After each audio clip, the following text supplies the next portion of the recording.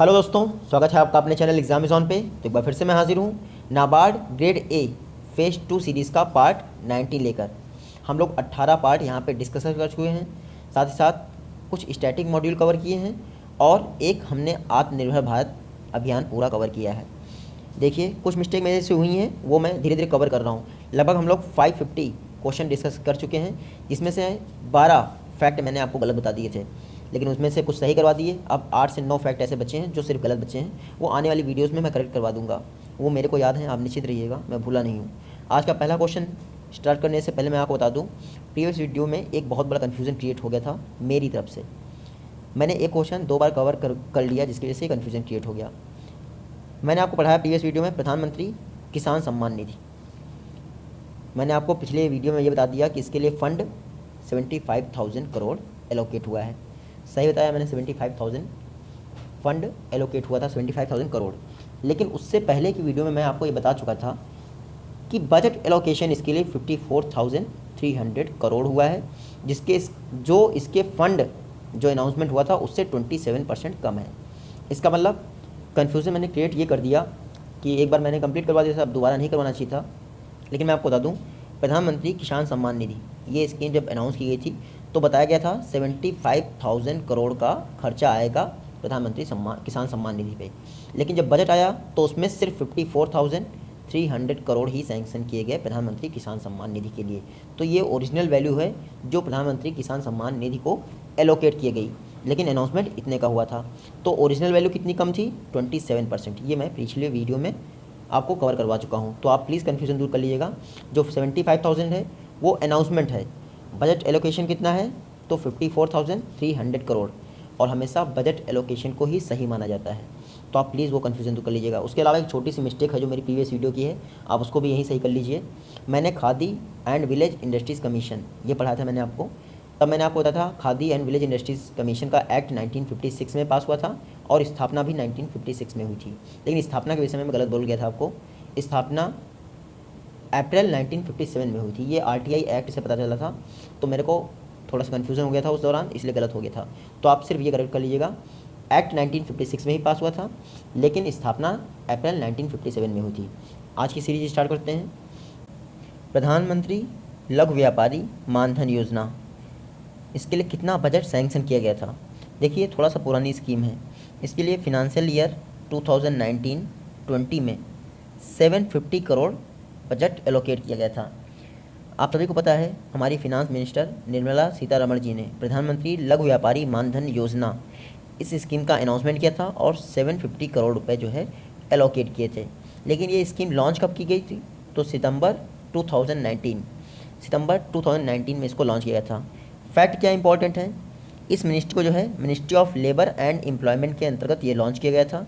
जैसे आपकी प्रधानमंत्री किसान सम्मान निधि था, किसान मानधन योजना, प्रधानमंत्री किसान मानधन योजना सेम वैसे ही है।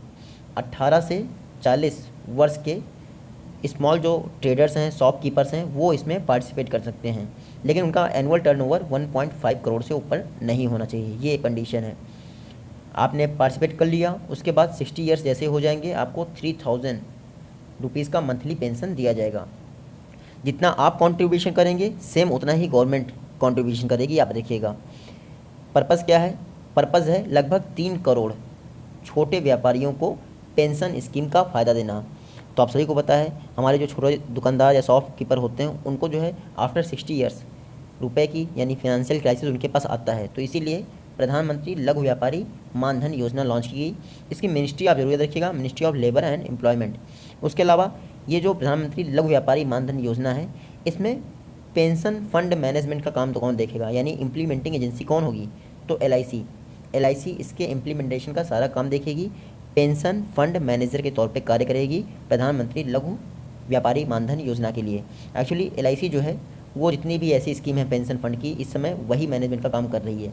तो ये स्कीम थोड़ा सा पुरानी है, लेकिन फरवरी में लेबर मिनिस्ट्री ने आंकड़े कुछ जारी किए थे कि कम इनरोलमेंट हो रहा है, इसलिए इस स्कीम को मैं पढ़ा रहा हूँ। नेक्स्ट क्वेश्चन देखते हैं। फार्मर्स कनेक्ट पोर्टल ये किस गवर्नमेंट एजेंसी द्वारा लॉन्च किया गया? तो रिसेंटली एपिडा ने, एपिडा मतलब agriculture and Processed food products export Development authority, ministry of commerce के अंतर्गत कार्य करती है। 1985 में इसकी स्थापना हुई थी एपिडा की। एपिडा ने recently farmers connect portal launch किया है। पर्पज़ क्या है? देखिए, जो FPOs हैं यानी फार्मर्स प्रोड्यूसिंग ऑर्गेनाइजेशन, और साथ ही साथ जो फार्मर्स प्राइसिंग कंपनीज़ हैं, इन दोनों को एक्सपोर्टर के साथ कनेक्ट करने के लिए, क्योंकि आप सभी को पता है मीडिएटर की वजह से फार्मर्स की इनकम जो है घट जाती है, कम हो जाती है। तो उन मीडिएटर्स को समाप्त करने के लिए और डायरेक्टली फार्मर प्रोड्यूसिंग ऑर्गेनाइजेशन को एक्सपोर्टर से कनेक्ट करने के लिए ये फार्मर्स कनेक्ट पोर्टल लॉन्च किया गया है एपिडा के द्वारा।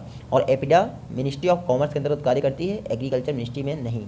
इसका फुल फॉर्म आप एक बार फिर से नोट कर लीजिएगा, Agriculture and Processed Food Product Export Development Authority. Next question है, North East Gas Grid Project, इसके अंतर्गत कितनी लंबी गैस पाइपलाइन बिछाई जाएगी?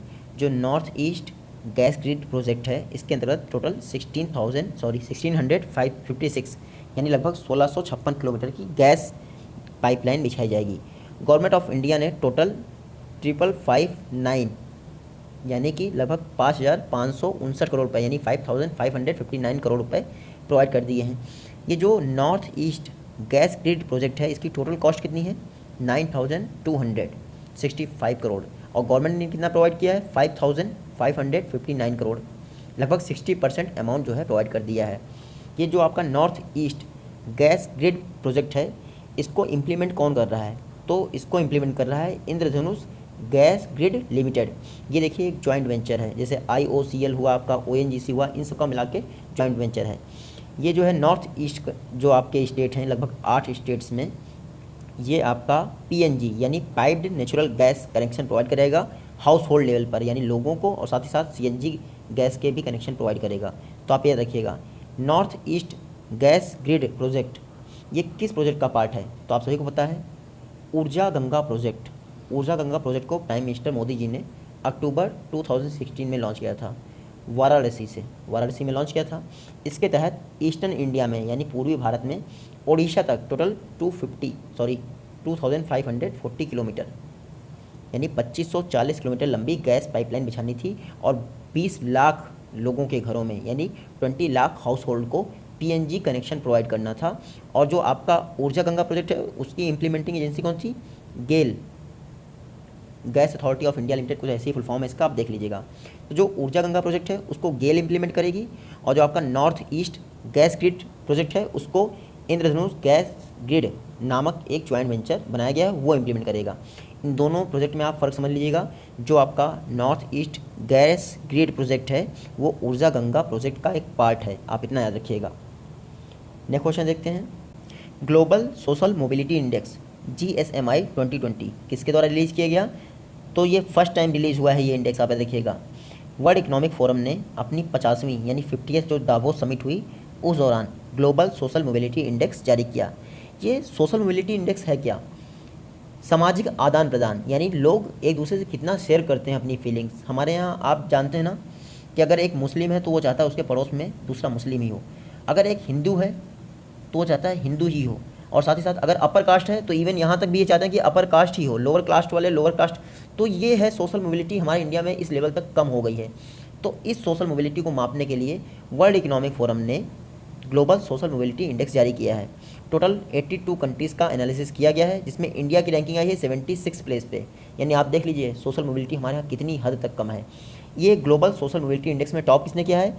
तो डेनमार्क ने टॉप किया है, और सेकंड नंबर पे है नॉर्वे। आप याद रखिएगा, सोशल मोबिलिटी इंडेक्स को टोटल 5 इंडिकेटर्स पर बनाया गया है।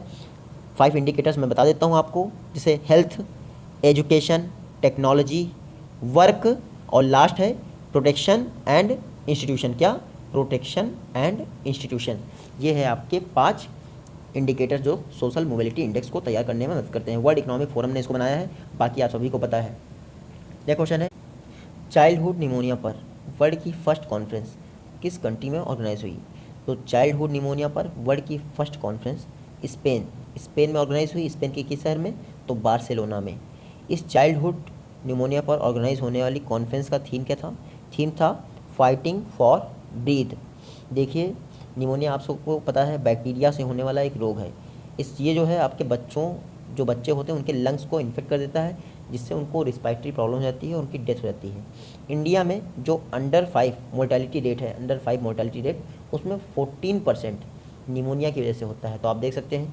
अच्छा, जो हमारे यहाँ बच्चों की मैक्सिमम डेथ होती है उसका कारण क्या होता है मैक्सिमम, तो मैंने आपको पढ़ाया है, low birth weight maximum reason होता है बच्चों की डेथ का। देखिए, जो ये बैठक हुई है चाइल्डहुड निमोनिया पर, वर्ल्ड की फर्स्ट कॉन्फ्रेंस, इसको global forum on childhood pneumonia द्वारा ऑर्गेनाइज किया गया। देखिए, जो आपका global forum on childhood pneumonia है, ये टोटल 9 ऑर्गेनाइजेशन का एक समूह है। जैसे आपका यूनिसेफ हुआ, bill and Melinda Gates foundation हुआ, गावी आपकी एक संस्था है, ग्लोबल अलायंस ऑन वैक्सीन। तो इन सबसे मिलके आपका बनता है ग्लोबल फोरम ऑन चाइल्डहुड। इसने ही स्पेन के बार्सिलोना में फर्स्ट कॉन्फ्रेंस ऑर्गेनाइज की है चाइल्डहुड निमोनिया पर। नेक्स्ट क्वेश्चन देखते हैं, बीजिंग +25 ये किस ऑप्शन से रिलेटेड है, तो बीजिंग +25 वुमेन एम्पावरमेंट से रिलेटेड है। ये बहुत चर्चा में था क्योंकि रिसेंटली हमारी ministry of women and child development, minister कौन है, स्मृति ईरानी, इन्होंने जो आपका बीजिंग डिक्लेरेशन है वुमेन एम्पावरमेंट से रिलेटेड था, बीजिंग डिक्लेरेशन कब साइन हुआ था, 1994 में। उसके 25 वर्ष पूरे हो गए हैं बीजिंग डिक्लेरेशन के। उसको सेलिब्रेट करने के लिए कई सारे फंक्शन ऑर्गेनाइज किए हमारे ministry of women and child development ने। ये बीजिंग डिक्लेरेशन है क्या, देखिए 1995 में 4th यानी चौथी वर्ल्ड वुमेन कॉन्फ्रेंस हुई थी।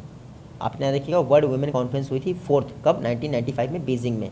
तो आपसे एग्जाम में ये भी पूछ सकते हैं फर्स्ट वर्ल्ड वुमेन कॉन्फ्रेंस कब हुई थी, तो वो 1975 में हुई थी मैक्सिमम में। ये जो वुमेन कॉन्फ्रेंस होती हैं वे मेनली फोकस उनका रहता है वुमेन एम्पावरमेंट पे। जैसे प्रायोरिटी हम लोग बच्चों को जन्म देते समय बॉयज़ की प्रायोरिटी करते हैं, इन सब चीज़ों को रोकना, इस पे फोकस करती है हमारी जो वुमेन कॉन्फ्रेंस होती है। तो 1995 में 4th वर्ल्ड वुमेन कॉन्फ्रेंस हुई थी, कहाँ पे, बीजिंग में। इस दौरान एक बीजिंग डिक्लेरेशन साइन किया गया था वुमेन एम्पावरमेंट को बढ़ावा देने के लिए। उसके 25 ईयर्स कंप्लीट हो गए हैं, इसलिए ministry of women and child development ने कई जगह सेलिब्रेशन किया है। नेक्स्ट क्वेश्चन है, प्राइम मिनिस्टर मोदी जी ने गरीब कल्याण रोजगार अभियान किस विलेज से लॉन्च किया, तो आप सभी को पता है जो माइग्रेंट वर्कर्स वापस आए हैं उनको रूरल इंडिया में जॉब देने के लिए हमारे प्राइम मिनिस्टर मोदी जी ने गरीब कल्याण रोजगार अभियान लॉन्च किया है। बिहार के तेलिहर विलेज से, बिहार का जो खगड़िया डिस्ट्रिक्ट है वहीं पर एक तेलिहर विलेज है, उससे लॉन्च किया है प्राइम मिनिस्टर मोदी जी ने गरीब कल्याण रोजगार अभियान। देखिए, टोटल 6 स्टेट्स में 116 लगभग 116 डिस्ट्रिक्ट्स को कवर किया गया, जिसमें 27 आपकी एस्पिरेशनल डिस्ट्रिक्ट प्रोग्राम के तहत शामिल हैं। तो 6 स्टेट कौन से हैं, यूपी, एमपी, राजस्थान, झारखंड, उड़ीसा और बिहार, जहां मैक्सिमम माइग्रेंट वर्कर्स जाते हैं मुंबई जैसे शहरों में काम करने के लिए। अभी वापस आए तो उनके पास जॉब की कमी हो गई है, तो इसीलिए प्राइम मिनिस्टर मोदी जी ने गरीब कल्याण रोजगार अभियान लॉन्च कर दिया है। टोटल फंड कितना अलॉट किया गया है, तो 50,000 करोड़ का टोटल फंड एलोकेट किया गया है।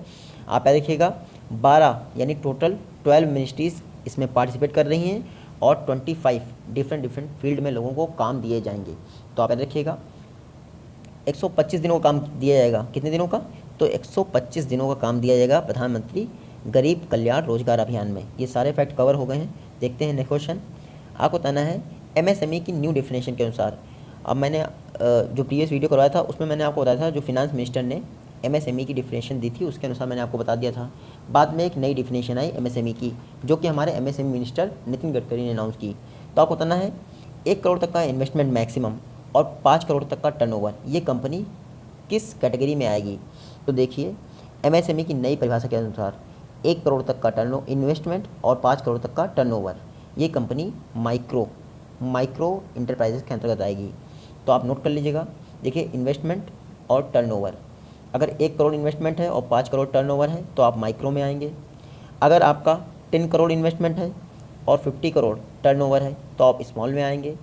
और उसके बाद अगर 50 करोड़ का आपका इन्वेस्टमेंट है और 250 करोड़ का टर्नओवर है तो आप मीडियम में आएंगे। ये एमएसएमई की नई परिभाषा है।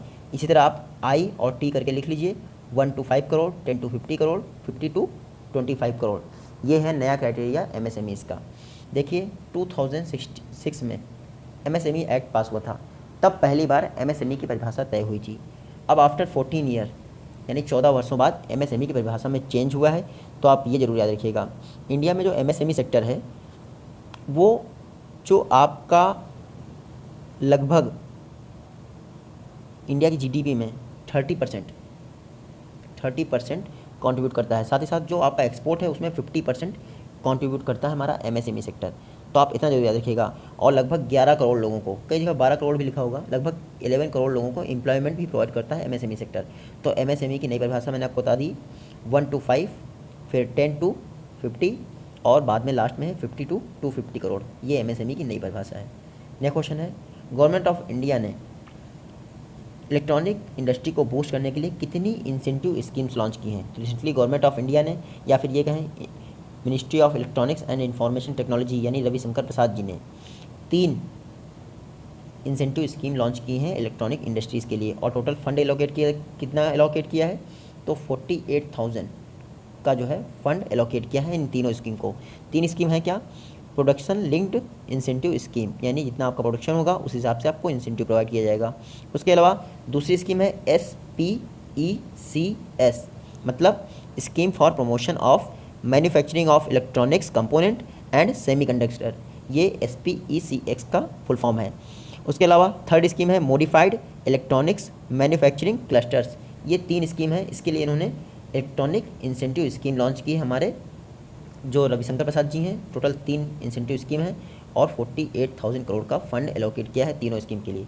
इन तीनों स्कीम का जो आपका लक्ष्य है वो अगले 5 वर्षों के लिए क्या है? 8 लाख करोड़ का इलेक्ट्रॉनिक मैन्युफैक्चरिंग मार्केट क्रिएट करना, साथ ही साथ 10 लाख नए एम्प्लॉयमेंट जनरेट करना, ये है टारगेट अगले 5 वर्षों के लिए। और आप देखिएगा जो ये इंसेंटिव स्कीम है इसमें टोटल 10 फर्म्स को इंसेंटिव प्रोवाइड किए जाएंगे। इसमें से 5 आपकी डोमेस्टिक फर्म्स होंगी और 5 आपकी ग्लोबल फर्म्स होंगी। तो आप देखिएगा electronic incentive scheme, total 3 incentive scheme launch की हैं, 48,000 करोड़ का फंड एलोकेट किया गया है। नेक्स्ट क्वेश्चन है, रिसेंटली मालाबार नेवल एक्सरसाइज बहुत चर्चा में है। आपको बताना है मालाबार नेवल एक्सरसाइज से इनमें से कौन सी कंट्री शामिल नहीं है? तो इंडिया, यूएसए और जापान, ये तीनों मालाबार नेवल एक्सरसाइज करती हैं। 1992 में स्टार्ट हुई थी, तब इंडिया और यूएसए करता था, बाद में 2015 में जापान इसमें शामिल हो गया। अब बात ये चल रही है कि ऑस्ट्रेलिया को भी इसमें शामिल कर दिया जाए, क्योंकि आप सभी को पता है ये चारों कंट्रीज़ क्वाड ग्रुप बनाती हैं, चारों कंट्रीज़। तो अब तीनों कंट्रीज़ का कहना है कि क्योंकि क्वाड ग्रुप का हम लोग पार्ट हैं, इसलिए इन सभी को शामिल कर लिया जाएगा। तो आप याद रखिएगा मालाबार एक्सरसाइज अभी ऑस्ट्रेलिया शामिल नहीं है, लेकिन उम्मीद है कि शामिल हो जाएगी। नेक्स्ट क्वेश्चन है, हैशटैग आई कमिट इनिशिएटिव किस मिनिस्ट्री द्वारा लॉन्च किया गया है? रिसेंटली मिनिस्ट्री ऑफ पावर ने hashtag I commit initiative launch कर दिया है। देखिए, एनर्जी कंजर्वेशन और एनर्जी एफिशिएंसी को बढ़ावा देने के लिए ये इनिशिएटिव मिनिस्ट्री ऑफ पावर द्वारा लॉन्च किया गया है। लेकिन खास बात यह है कि इस इनिशिएटिव को रन कौन करेगा? तो EESL, energy efficiency services limited, ये जो है हैशटैग आई कमिट इनिशिएटिव को रन करेगी। आप इतना रखिएगा। नेक्स्ट क्वेश्चन देखते हैं, healthy and energy efficient building initiative, ये किस एजेंसी द्वारा लॉन्च किया गया है? तो रिसेंटली EESL ने healthy and energy efficient building initiative launch किया है। इसमें क्या होगा? इसमें होगा ये कि जितने भी कॉमर्शियल बिल्डिंग्स हैं उनको एनर्जी एफिशिएंट बनाया जाएगा। EESL ने इसको लॉन्च तो कर दिया है, यानी एनर्जी एफिशिएंसी सर्विसेज लिमिटेड ने इसको लॉन्च कर दिया है, लेकिन इसमें याद रखिएगा आप USAID यानी United state agency for international development partnership करेगी साथ में EESL के लिए। तो आप रखिएगा ये जो है healthy and energy efficient building initiative EESL और USAID का एक जॉइंट इनिशिएटिव होगा। अच्छा, जो ये healthy and energy efficient building initiative है, आप याद रखिएगा इसको इंडिया और US के मैत्री प्रोग्राम के तहत लॉन्च किया गया है। अब आपके दिमाग में आ रहा होगा मैत्री प्रोग्राम क्या है? तो देखिए शॉर्ट फॉर्म में लिख देता हूँ मैत्री प्रोग्राम की, MAIPREE। मैत्री प्रोग्राम इंडिया और USA का एक जॉइंट प्रोग्राम है। इसका फुल फॉर्म क्या है? Market integration and transformation programme for energy efficiency. ये इंडिया और USA का एक जॉइंट प्रोग्राम है। इसको जो है मिनिस्ट्री ऑफ पावर और USAID द्वारा लॉन्च किया था। उसी के तहत अब EESL ने healthy and energy efficient building initiative launch किया है। और ख़ास बात क्या है, ये कॉमर्शियल बिल्डिंग्स को जो है एनर्जी एफिशिएंट बना रहे हैं और शुरुआत इन्होंने अपनी खुद की बिल्डिंग से की है, यानी EESL का जो ऑफिस है सबसे पहले उसी बिल्डिंग को एनर्जी एफिशिएंट बनाया जाएगा। नेक्स्ट क्वेश्चन है, जया जेटली टास्क फोर्स, ये किस मिनिस्ट्री द्वारा बनाया गया है? तो रिसेंटली वुमेन एम्पावरमेंट के विषय में रिकमेंडेशन देने के लिए जया जेटली टास्क फोर्स को ministry of women and child development द्वारा बनाया गया है। वुमेन एम्पावरमेंट में क्या क्या आता है, देखिए लैक्टेटिंग को बढ़ावा देने के लिए, मदर मोर्टेलिटी रेट को, चिल्ड्रन मोर्टेलिटी रेट को, इन सबको कैसे कम कर सकते हैं, इन सब के विषय में रिकमेंडेशन देने के लिए recently Jaya Jaitley task force बनाया गया है ministry of women and child development द्वारा। इस जो ये टास्क फोर्स है इसको 31 जुलाई 2020 के अंतर्गत ही अपनी रिपोर्ट सबमिट करनी है। तो Jaya Jaitley task force, ministry of women and child development. Next question है EPI यानी इन्वायरमेंट परफॉर्मेंस इंडेक्स 2020 में इंडिया की रैंक क्या है। तो इंडिया ने लगभग 9 प्लेसेस का जो है इम्प्रूवमेंट दिखाया है। जो लास्ट एडिशन था इन्वायरमेंट परफॉर्मेंस इंडेक्स का, उसमें इंडिया की रैंक थी 177th, इस बार इंडिया की रैंक है 168th। तो आप देखिएगा ये इन्वायरमेंट परफॉर्मेंस इंडेक्स बाई एनियल यानी 2 वर्षों पे जारी होता है। इसको कौन जारी करता है, तो येल यूनिवर्सिटी और Columbia University World Economic Forum के साथ मिलकर इसको जारी करती हैं। इस बार जो है 2020 में इन्वायरमेंट परफॉर्मेंस इंडेक्स का 12th एडिशन जारी किया गया है, यानी 12वां एडिशन जारी किया गया है। इंडिया की रैंक है 168। खास बात क्या है, टोटल लगभग 180 कंट्रीज़ का एनालिसिस किया गया है। इंडिया का लास्ट टाइम स्कोर 100 में से 27.6 था और इस बार 27.6 है। लेकिन आप देख सकते हैं रैंक कहाँ से कहाँ आ गई इंडिया की। तो लास्ट टाइम 177 रैंक थी और इस बार कितनी है 168। फर्स्ट प्लेस पे कौन है इन्वायरमेंट परफॉर्मेंस इंडेक्स में, तो फर्स्ट प्लेस पे है डेनमार्क, सेकंड प्लेस पे आपका लग्जमबर्ग और थर्ड प्लेस पे आपका स्विट्ज़रलैंड। आप इतना जरूर याद रखिएगा। हमारे लिए खास क्या है, हमारे लिए साउथ एशिया भी खास है। क्यों, क्योंकि अफगानिस्तान को छोड़ के सबसे बॉटम रैंक इंडिया की है। और साउथ एशिया में टॉप किसने किया है, तो भूटान ने टॉप किया है इन्वायरमेंट परफॉर्मेंस इंडेक्स में। इन्वायरमेंट परफॉर्मेंस इंडेक्स 2 वर्ष पे जारी होता है, 12th एडिशन इस बार जारी हुआ है और इसको Yale and Columbia University World Economic Forum के साथ मिलकर जारी करती हैं। नेक्स्ट क्वेश्चन है इंडिया का first online waste exchange platform ये किस स्टेट द्वारा लॉन्च किया गया है। तो रिसेंटली आंध्र प्रदेश ने इंडिया का first online waste exchange platform launch कर दिया है। पर्पज़ क्या है, टॉक्सिक जो इंडस्ट्रियल टॉक्सिक वेस्ट होता है उसको साइंटिफिक मेथड से डिस्पोज करना। ये जो आपका इंडिया का first online waste exchange platform है, टोटल 6R पे फोकस करेगा। आपको ये जानने की जरूरत नहीं वो 6R क्या है, लेकिन मैं बता देता हूँ आपको। रिड्यूस, रीयूज़, रिसाइकिल, रीफर्बिश और रीमैन्युफैक्चरिंग, इस जैसे जो है 6R हैं। इन पे आपका ये ऑनलाइन वेस्ट एक्सचेंज प्लेटफॉर्म काम करेगा।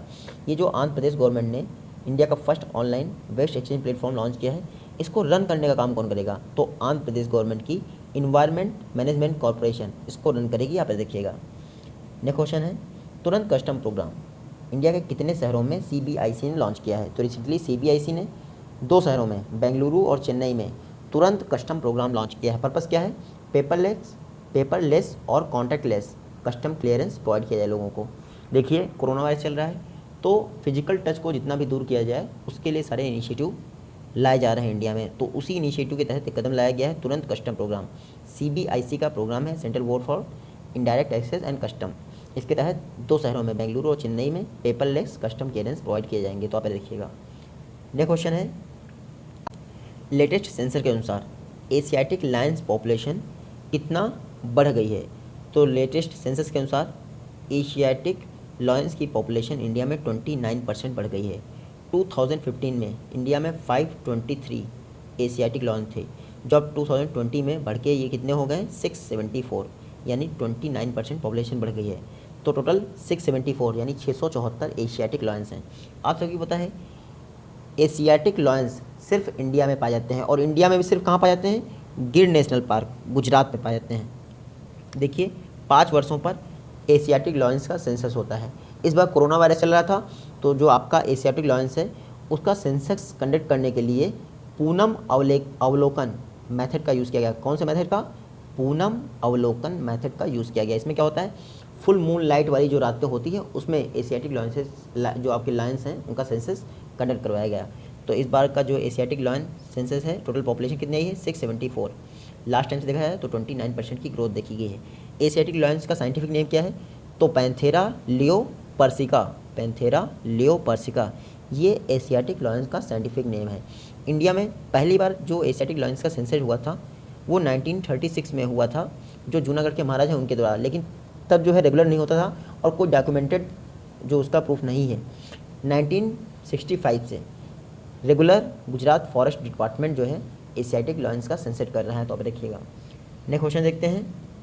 रिसेंटली नेचर इंडेक्स 2020 ये जो है स्प्रिंग नेचर द्वारा कंपाइल किया गया है। आपको बताना है इसको किसने टॉप किया है।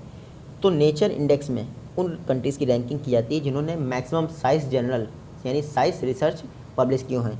नेचर इंडेक्स में जो है ऑल ओवर वर्ल्ड के 82 यानी 82 जो जाने माने साइंस जर्नल हैं उसमें पब्लिश किए गए रिसर्चेस को शामिल किया जाता है। इंडिया से जो है पब्लिश किए जाने वाले रिसर्चेस की संख्या बहुत कम है। तो आप याद रखिएगा इंडिया की रैंकिंग जो है इस नेचर इंडेक्स में 12th है। अब मैंने क्वेश्चन में ये पूछा है आपको कि नेचर इंडेक्स 2020 में किस कंट्री ने टॉप किया, तो आप सभी जान सकते हैं इस बार के जो नेचर इंडेक्स 2020 है इसको यूएसए ने टॉप किया है, सेकंड नंबर पे चाइना है और थर्ड नंबर पे जापान है। इंडिया की रैंकिंग क्या है 12th, यानी इंडिया जो है अपने यहाँ साइंस रिसर्च को कम पब्लिश करता है। नेचर इंडेक्स को एनुअली पब्लिश किया जाता है। मैंने आपको बता दिया 82 जो साइंटिफिक जर्नल हैं उसमें होने वाली रिसर्च को कंपाइल किया जाता है और कंपाइलेशन का काम कौन करता है, स्प्रिंग नेचर, ये जर्मनी बेस्ड एक संस्था है, आप इन्हें याद रखिएगा। नेक्स्ट क्वेश्चन देखते हैं, लोनार लेक किस कंट्री में स्थित है, तो आप सभी को इसका जवाब पता होगा। लोनार लेक इंडिया में स्थित है। इंडिया की किस स्टेट में, तो महाराष्ट्र में स्थित है। फैक्ट क्या इंपॉर्टेंट है, देखिए चर्चा में किस लिए है ये मैं पहले बता देता हूँ। रिसेंटली इस लेक का पानी जो है पिंक हो गया, इसलिए ये चर्चा में थी। अब हम देखते हैं फैक्ट क्या इंपॉर्टेंट है। लोनार लेक इंडिया में स्थित एकमात्र मीटियोराइट लेक है, यानी एस्टेरॉयड अटैक से इस लेक का निर्माण हुआ था। आज से लगभग 50,000 ईयर पहले एक उल्कापिंड आसमान से गिरा था और उस दौरान इस लेक का निर्माण हो गया था। तो महाराष्ट्र के बुल्दाना करके एक डिस्ट्रिक्ट है, वहाँ पे ये स्थित है, आप याद देखिएगा। देखिए लोनार लेक का पानी पिंक हो गया है, कुछ लोगों का कहना है कि इसका पीएच मान बढ़ गया है, यानी कि बेसिक इसकी जो प्रॉपर्टीज़ हैं वो बढ़ गई हैं। इसलिए आप एक खास फैक्ट ये याद रखिएगा, लोनार लेक जो है एक सॉल्ट वाटर लेक है, आप इतना याद रखिएगा। नेक्स्ट क्वेश्चन देखते हैं, आपको बताना है NIRF यानी नेशनल इंस्टीट्यूशनल रैंकिंग फ्रेमवर्क, इसमें किस इंस्टीट्यूट ने ओवरऑल कैटेगरी में टॉप किया है, तो IIT Madras, Indian institute of technology Madras ने ओवरऑल कैटेगरी में टॉप किया है NIRF रैंकिंग में। तो नेशनल इंस्टीट्यूशनल रैंकिंग फ्रेमवर्क कौन जारी करता है, ministry of human resource and development यानी रमेश पोखरियाल जी निशंक जारी करते हैं। 2015 से NIRF रैंकिंग की शुरुआत हुई थी। जितने भी हायर एजुकेशन इंस्टीट्यूट हैं उनकी रैंकिंग की जाती है। इस बार टॉप किया है ओवरऑल कैटेगरी में IIT मद्रास ने, सेकंड आया है IISc बेंगलुरु और थर्ड आया है IIT दिल्ली। आपसे एग्ज़ाम में थोड़ा डीप जाके ये पूछ सकते हैं कि यूनिवर्सिटी लेवल पे किसकी रैंकिंग टॉप पे है, तो आप देख लीजिएगा IISc बेंगलुरु टॉप पे है।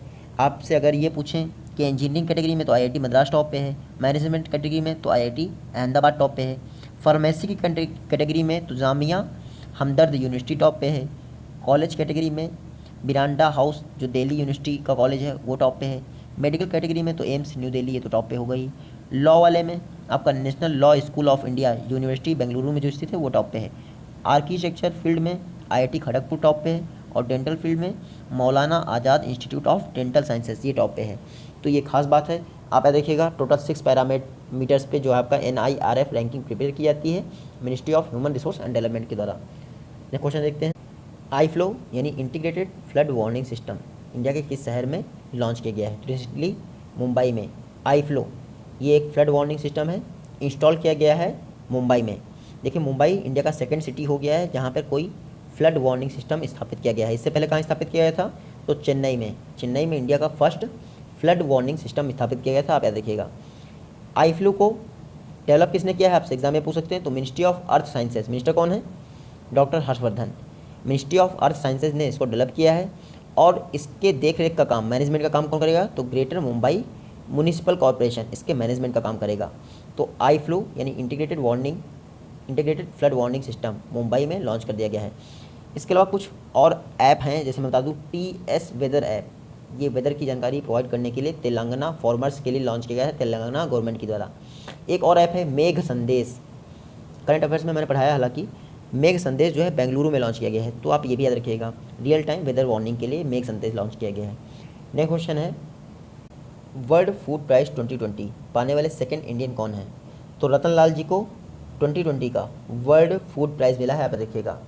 वर्ल्ड फूड प्राइज़ 1986 में अनाउंस किया गया था कि वर्ल्ड फूड प्राइज़ दिए जाएंगे। इनको जो है एग्रीकल्चर का नोबेल भी कहा जाता है। ख़ास बात क्या है कि 1987 में पहली बार वर्ल्ड फूड प्राइज़ की घोषणा हुई और पहले वर्ल्ड फूड प्राइज़ प्राप्त करने वाले एक इंडियन थे, उनका नाम था MS स्वामीनाथन। तो 1987 में MS स्वामीनाथन को वर्ल्ड फूड प्राइज़ मिला था। अब उसके इतने सालों बाद सेकेंड इंडियन अगर कोई बना है तो डॉक्टर रतन लाल, जिनको वर्ल्ड फूड प्राइज़ मिला है। डॉक्टर रतन लाल एक बहुत बेहतरीन सॉइल साइंटिस्ट हैं, यानी मृदा वैज्ञानिक हैं।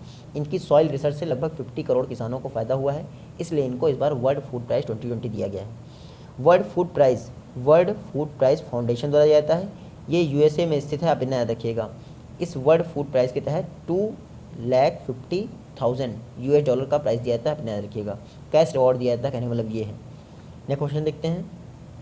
आपको बताना है फसाई food safety and standard authority of India के फूड सेफ्टी इंडेक्स 2019-20 के दौरान लार्जर स्टेक की कैटेगरी में किस स्टेट ने टॉप किया।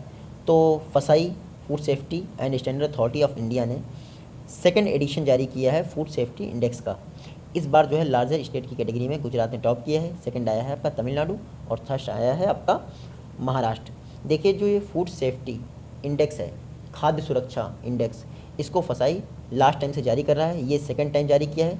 इसमें टोटल 3 कैटेगरीज़ में स्टेट्स को जो है सम्मानित किया जाता है। फर्स्ट कैटेगरी लार्जर स्टेट की हो जाती है, सेकंड कैटेगरी जो है आपकी स्मॉल स्टेट्स की हो जाती है। स्मॉल स्टेट की कैटेगरी में गोवा ने टॉप किया है और मणिपुर सेकंड है, और थर्ड कैटेगरी आपकी यूटी यूनियन टेरिटरी की हो जाती है, जिसमें चंडीगढ़ ने टॉप किया है। तो आप देखिएगा टोटल 5 पैरामीटर्स पर ये फूड सेफ्टी इंडेक्स प्रिपेयर किया जाता है, और इसमें कोई कहने की बात नहीं है कि गुजरात वाकई में टॉप करता है अगर फूड सेफ्टी का पैमाना दिखा जाए। मैंने सामने से वेरीफाई, मतलब कि वहाँ रह के वेरीफाई किया है कि गुजरात में फूड सेफ्टी वाकई में बेहतरीन है। बाकी जो हाईएस्ट पॉपुलेशन के स्टेट हैं जैसे यूपी, बिहार, इनकी कंपैरिजन में गुजरात में फूड सेफ्टी ज़्यादा बेहतर है। तो फसाई ने रिसेंटली फूड सेफ्टी इंडेक्स का सेकंड एडिशन जारी किया, जिसमें लार्जर स्टेट की कैटेगरी में गुजरात ने टॉप किया। बात करते हैं फसाई की, food safety and standard authority of India. ये हेल्थ मिनिस्ट्री के तहत कार्य करता है, रीता तेवतिया इसकी चेयरपर्सन है। देखिए food safety and standard act 2006 में पास किया गया था, उसी एक्ट के आधार पर 2011 में फसाई की स्थापना हुई थी, आप इतना याद रखिएगा। नेक्स्ट क्वेश्चन है, RBI ने रिसेंटली प्राइवेट बैंकों में जो ऑनरशिप होती हैं उसकी गाइडलाइंस को रिव्यू करने के लिए एक 5 मेंबर का इंटरनल वर्किंग ग्रुप बनाया है।